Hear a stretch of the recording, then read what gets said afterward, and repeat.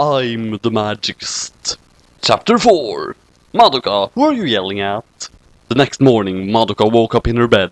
She noticed that Kyubey was staring at her from her windowsill. Kyubey, stop stalking me in my sleep!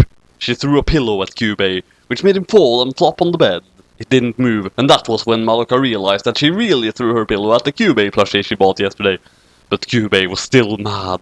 Do not throw pillows, Kyubey huffed, still doing the face. It turned out Kyubey was hiding in Madoka's pillowcase, covered in feathers.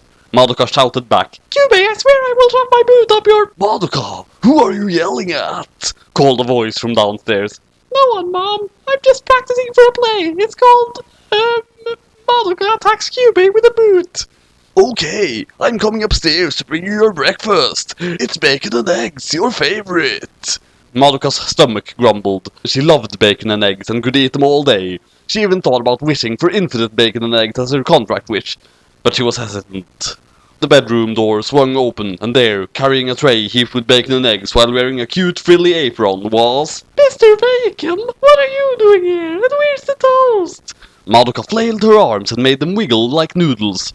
Sorry, Madoka, your mom is on a very important business trip, and your dad has to go with her to carry all her luggage. They hired me to help out in the house. Meanwhile, Mr. and Mrs. Kaname were very busy in America, where they had some very important negotiations to take care of with their business partners. Dark Magician, attack! You lose 500 life points! Miss Kaname didn't even flinch. Instead, she slapped another card on her duel disc.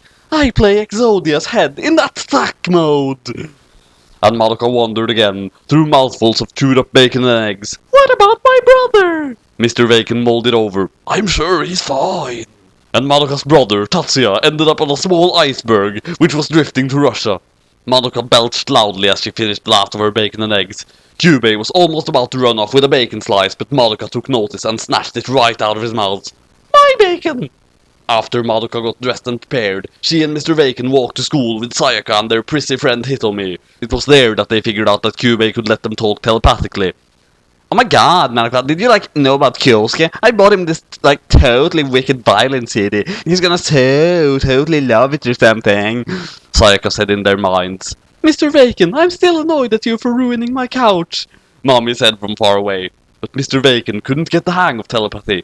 I wanna see Kyosuke too. And Hitomi noticed. Why do you want to see Kyosuke in the hospital so badly? I know he's handsome and helpless and handsome and sick and handsome and cute and handsome, but no boy wants to be around him that badly. Unless... No! Boys can't love boys! Hitomi ran off with sadness. Boys can't love boys! Boys can't love boys! Boys can't love boys! Sayaka noticed she left her bag behind. Hitomi, you have a totally awesome bag. I'm jealous. Class was very boring for Madoka and Sayaka and Mr. Vacan, who was sitting in the corner. The teacher droned on and on in her trumpet voice. Madoka buried her hand in her face. Good grief! Homura was eyeing Madoka with a cold expression, but then she was called to provide an answer to the question on the chalkboard, which she studied carefully. Let's see. X goes into Y 3 times, and you derive that, square that, and multiply the cosine of 30 plus E carried 1 divided by half of pi and express that as a parabolic equation. Homura flipped her hair and drew a simple 2 on the chalkboard. And she was correct. Suddenly, Madoka got a message from Mommy. Madoka, there's a witch about. I need you to bring Mr. Vacan so he can help me fight it. This one's a big one. Mr. Vacan said out loud, That's what she said, which got the attention of other students.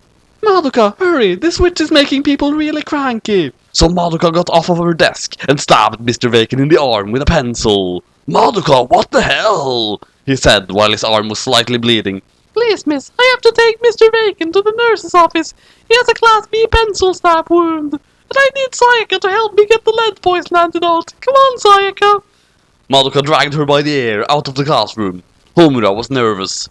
So Mr. Vacan, Sayaka and Madoka met up with Mommy, who was carrying Kyubey on her shoulder. She directed their attention to a strange portal in the school cafeteria. Nice portal, Mommy! You make it yourself? Madoka inquired. It's where the witch is hiding, Kyubey said in his face. Once you walk into this portal, you can't get out until the witch dies. Sayaka knew what to ask next. And what if the witch doesn't, die or whatever? Then you are stuck there until one of you dies. Kyubey gave a big smile. But you will have a better chance of surviving if you make the contract with me. Mr. Vacan was indignant. No way! Me and Daddy can handle this on our own, right? Mommy heaved, which made her bosom wobble. Of course. By the way, you owe me a new couch. Madoka decided to be a bit nosy. Hey, Mommy, what did you wish for from Kyubey? To which Mommy patted her ample chest. I just wanted to have bigger opportunities. That's why I wished for a better life. Sure, I have no parents anymore, and I have no couch now. Thanks a lot, Mr. Vacan. But I think I made the right choice. Now, let's suit up. So Mommy and Mr. Vacan touched their gumballs and started their transformation sequence. However, Mr. Vacan was upset that Mommy was hogging most of the split screen, and her transformation was more elaborate. But then Mr. Vacan observed his magical boy apparel. He was wearing a cute frilly dress with starched sleeves and pantyhose leggings. His color scheme seems to be mostly green, like his gumball, and his weapon was a suitcase with a flamethrower inside it. Mr. Vacan didn't know how to feel about this embarrassing new transformation. I love it! Vacan style, Vacan grace, Vacan power in your pingas! He pranced around, twirling his suitcase, and then it was time to enter the portal. This witch labyrinth was a lot different to the first one Madoka and Sayaka saw. This one was filled with cake and sweets, which Kyubey was busy eating. Mommy pulled out a dozen guns from inside her sleeves, ready to look for the witch. But what she didn't know was that the witch was right in front of her! Aw, cute doll. Just what I need for my Dollarama.